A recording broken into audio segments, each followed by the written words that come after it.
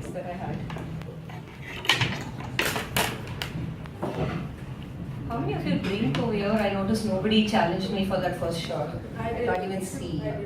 Okay, only you. You and I are in the same boat tonight, but other than you. She's going to start the period. Okay. How many people here think men are worse than alcohol? A worse habit than alcohol? How many of the women here? Yes, thank you. You're not a woman, but okay. So, this is my piece about what if each alcohol was a man. Whoa! It started with a breezer. Breezer is the boy who sat next to me in 4th standard, let me copy his notes in 8th standard. I didn't start in 4th standard, by the way, so 8th standard, let's make it 8th standard. He let me copy his notes in lab in 8th standard. He sent me an Orkut friend request 10 years later. Even 10 years ago, Orkut was not cool. So I didn't accept it, but he's nice. So when all you cool people are not around, I hang out with him for a little bit. And all of you are not around to judge me. So that's breezer. Then I grew up a little bit and I went to college and I discovered beer. Beer was my buddy. Beer was the guy who saw me in my pajamas and my unwaxed legs and okay, not my pajamas and my unwaxed legs, so I don't have such hairy legs. But Beer didn't really care about that.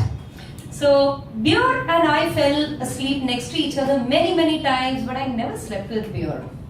Beer was permanently friend zone, but Beer was a good friend.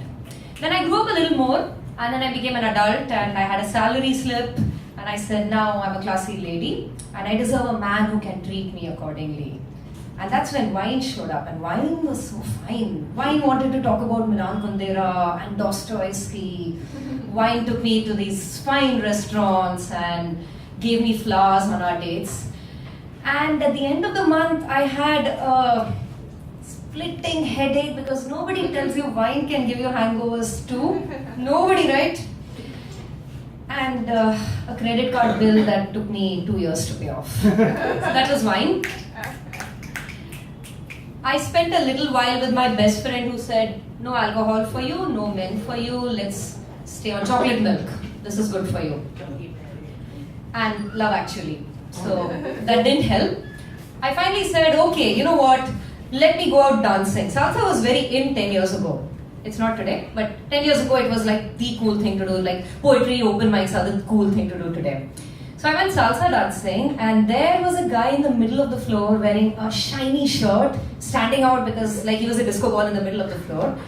And I ended up dancing with him. He danced with a lot of other people. I danced with a lot of other people. But yeah, he was memorable because he really knew how to move. I could hear what he was saying, but who really wants to listen to what a man has to say? So that was vodka. Vodka was so much fun. Vodka was a metrosexual man. And well, vodka led me to drink more than I wanted to, and the next morning was not so nice. And eventually, after about a year of doing this, I said, okay, I need to clean up my act. I really need to clean up my act. And that's when I met the gay best friend who was very nice to me. And he said, darling, you need to have peach schnapps. This is really good for you. And it'll look classy. Vodka, what is all this shit? So peach schnapps it was, and other liqueurs for a while. LGBT cause as well, Rainbow Pride. I walked the gay pride as well. Eventually I said, okay, I still need that one thing that men are good for that a gay man cannot give you. So that's when I said, maybe I need a more mature man. Whiskey came up and said, cheers, my dear. It's high time you find maturity and wisdom. So whiskey was good, except whiskey didn't approve of my clothes. And whiskey wanted to go to sleep at 10 o'clock. What to do with that? So I said, okay, I think I'm 27. I don't need to get this old this fast. So I went out again. And I said, what is wrong with men? Why are they all either so old or so... okay, and alcohols. And that's when the same best friend said, get on to shadi.com. I said, shadi.com? What nonsense. And she says, shadi.com is the Indian Tinder. You can hook up, but respect him. Okay, let's do that then. Shadi.com it is. And that's how I met Jin. Jin was very nice. Jin was very well read. Jin was an MBA, not from IM, but from a reasonably decent college. Jin liked to read, Jin liked music also, but Jin only wanted to do it in the dark.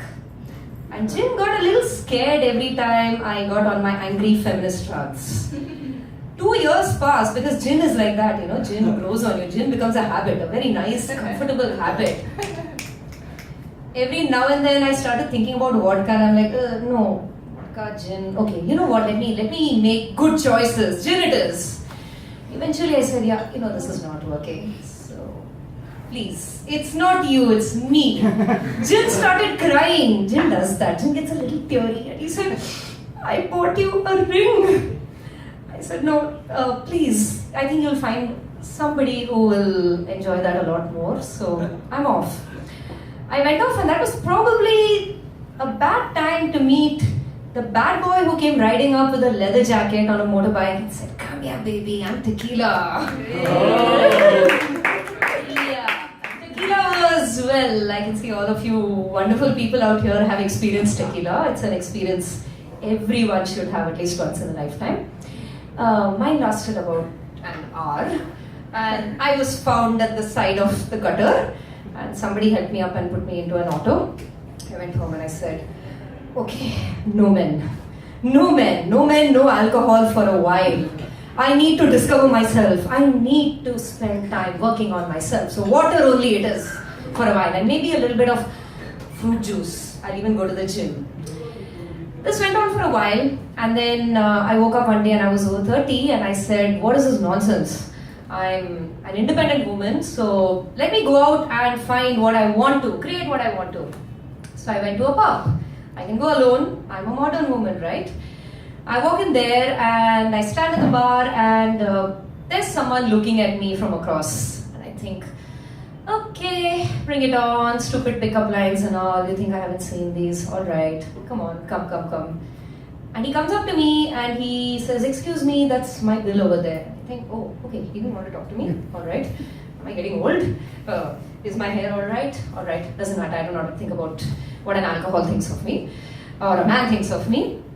And then I'd say, why doesn't he want to be with me? He's not even up there. So, on the list. Nobody talks about him. Cosmopolitan doesn't tell you how to land guys like this, alcohols like these. So, I walk up to him because again, I'm a modern woman. I can order my own drink. I can ask a man out. So we get talking and it turns out he reads and he's actually got a book. He's got a Kindle in fact. I say, okay, that's a little pretentious carrying your Kindle to a pub, but okay, it doesn't matter, I'm also pretentious, so chalega. So we have a few conversations and he says, no, I actually know you. I put you into the auto, you were, lying by the side of the road. And I said, oh, you're the nice guy after tequila, okay, alright. You actually existed, that wasn't Santa Claus, okay. And so that goes on for a while. We have a few more non-dates, run into each other, exchange Kindle books, and then stuff happens. And there's no awkward morning after. This is actually a man who doesn't get awkward. And eventually I start thinking, why doesn't he want commitment? All guys seem to get all teary when you don't want commitment, right? So I say, please, can I please be Mrs. Ram? And he said yes. Aww.